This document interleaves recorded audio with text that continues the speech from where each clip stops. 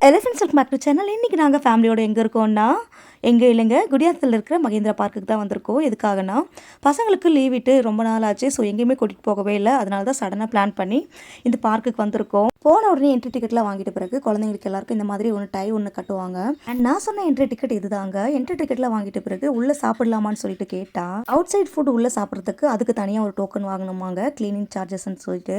வழியாக வெளியே இருந்து சாப்பாடு வாங்கிட்டு வந்துட்டு உள்ளே சாப்பிடாம போனால் எப்படின்னு சொல்லிட்டு நாங்களும் கிளீனிங் சார்ஜஸ்லாம் வாங்கிட்டு எல்லாரும் சாப்பிட ஆரம்பிச்சிட்டோம். சாப்பிட்ட முடிச்ச கையோட குழந்தைங்க எல்லாரும் அவங்க கேமை விளையாட ஸ்டார்ட் பண்ணிட்டாங்க. ஃபர்ஸ்ட் கேம் இதுதாங்க. ஃபர்ஸ்ட் கேமில் ஜோஷத் ஸ்டார்டிங்கில் நல்லா ஈன்னு இழுச்சிட்டு இருந்தான்.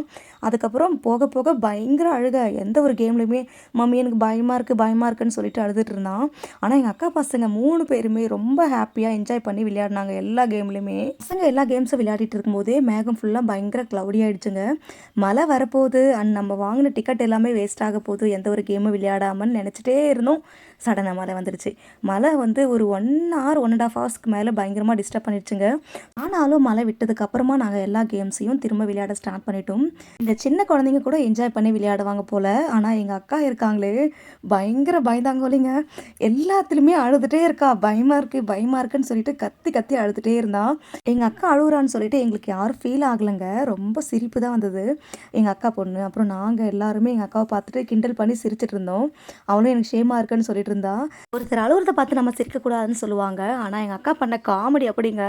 சும்மா இந்த குழந்தைங்க எல்லாம் நல்லா ஜாலியாக என்ஜாய் பண்ணி விளையாடுற கேமில் எல்லாமே எங்கள் அக்கா பயங்கரமாக அழுகுறா. எக்ஸாம்பிள் இந்த மிரர் ஹவுஸ், கோஸ்ட் ஹவுஸ், அப்புறம் இந்த டிராகன் மூவிங்லாம் இருக்குல்ல, இந்த கேமில் எல்லாருமே குழந்தைங்க நல்லா என்ஜாய் பண்ணி விளையாடுறாங்க. ஆனால் எங்கள் அக்கா பயங்கரமாக அழுகுறா.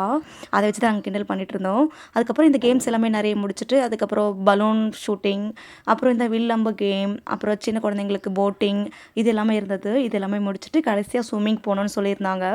இந்த ஜோஷித் அழுவாமல் விளையாடின ஒரே ஒரு கேம் இந்த பால் ஹவுஸ் மட்டும் தாங்க.